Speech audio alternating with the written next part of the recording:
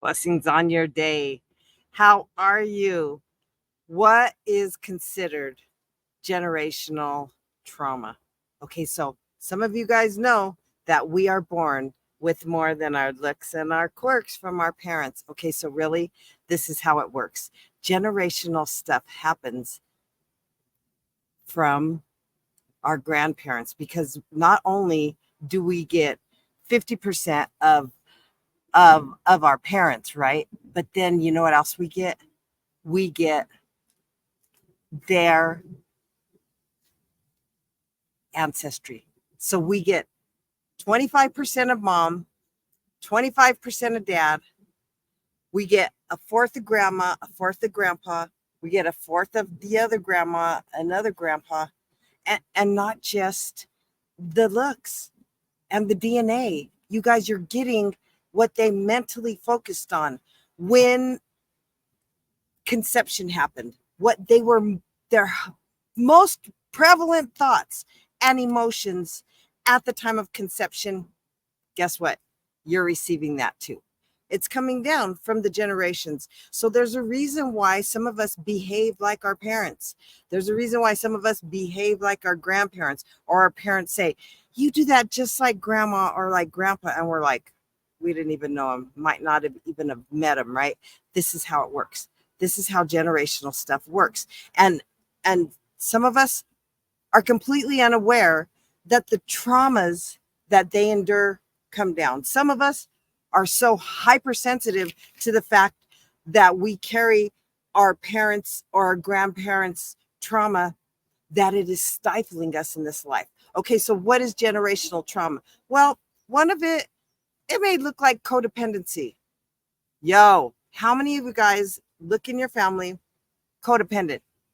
People can't grow the heck up, right? Oh, I need, and you're like, make them grow up, or have them be accountable.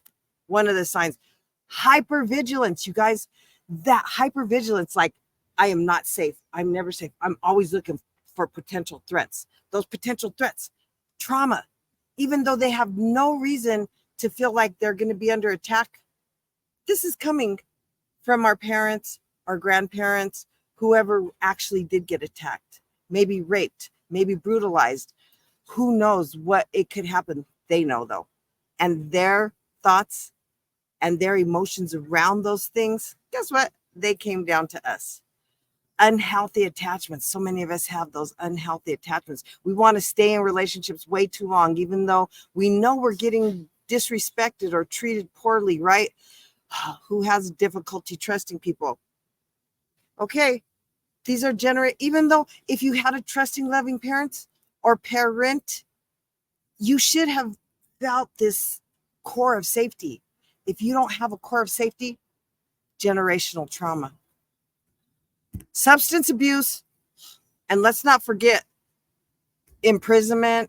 How many of you guys see the repeated generational pattern of being incarcerated over and over and over, struggling with that mental health, right? The emotional health.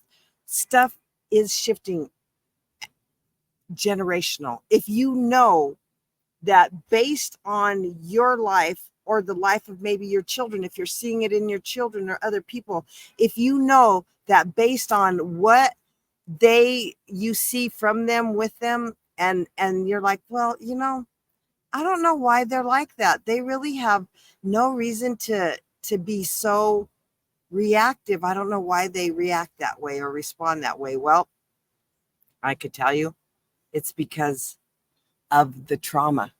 It is the trauma from the past that has caused disturbance in this life. But what if I told you it could all be released in minutes?